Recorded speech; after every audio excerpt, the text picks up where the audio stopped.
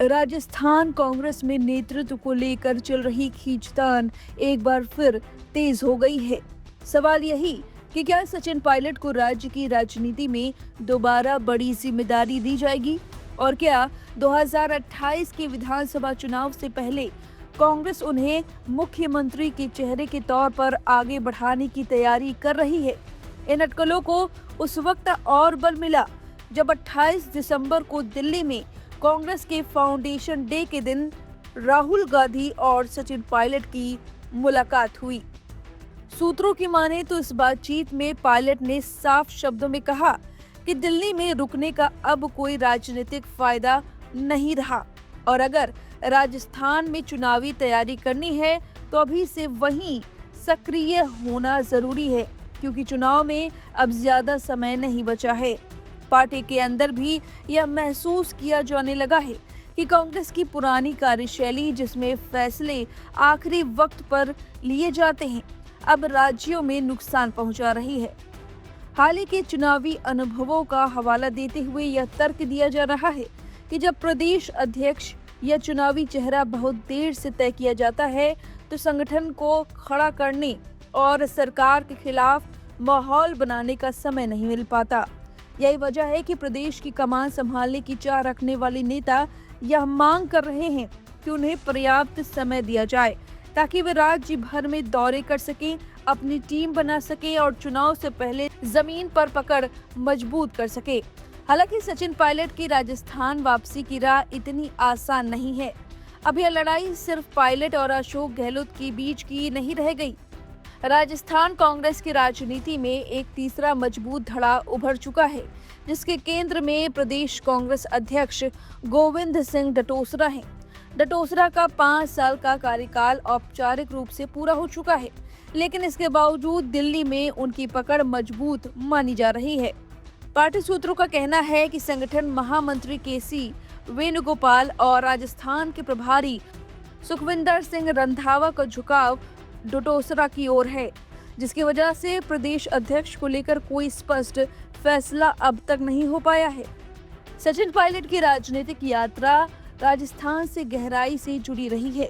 वे राज्य में प्रदेश अध्यक्ष रहे, डिप्टी मुख्यमंत्री भी रहे, लेकिन 2020 की राजनीतिक उठक पटक के बाद उन्हें दोनों पदों से हटा दिया गया और दिल्ली शिफ्ट कर दिया गया। इसके बाद उन्हें कांग्रेस का राष्ट्रीय महासचिव बनाया गया। हाल ही में केरल चुनाव के लिए सीनियर ऑब्जर्वर की जिम्मेदारी भी दी गई।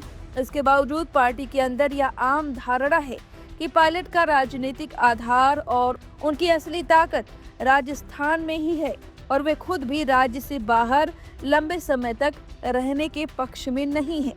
इस पूरी तस्वीर में दिल्ली की राजनीति भी अहम भूमिका निभा रही है।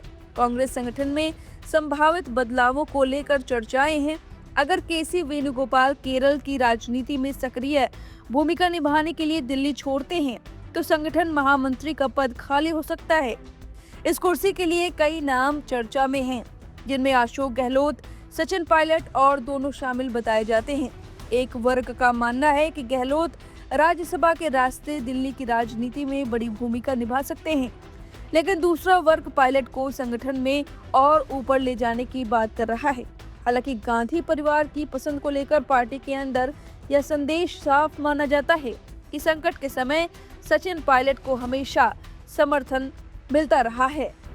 कांग्रेस नेतृत्व भी अब यह मानने लगा है कि राजस्थान में दोहरी नेतृत्व व्यवस्था चुनावी लिहाज से नुकसानदेह हो सकती है।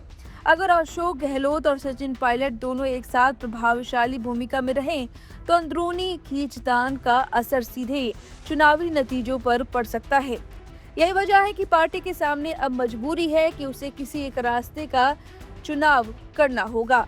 इस बीच गोविंद सिंह डटोसरा अपनी दावेदारी इस आधार पर मजबूत बता रहे हैं कि उनके कार्यकाल में कांग्रेस ने लोकसभा चुनावों में राज्य में वापसी की और जहां पहले पार्टी का खाता तक नहीं खुला था, वहां गठबंधन को 2 अंकों में सीटें मिली।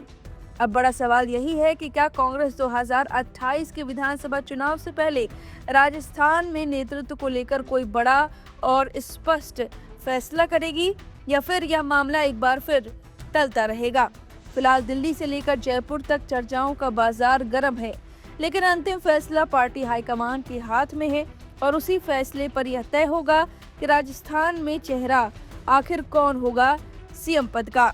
साल 2023 में हुए विधानसभा चुनाव में सचिन पायलट और अशोक गहलोत के बीच तकरार खुलकर सामने आई थी।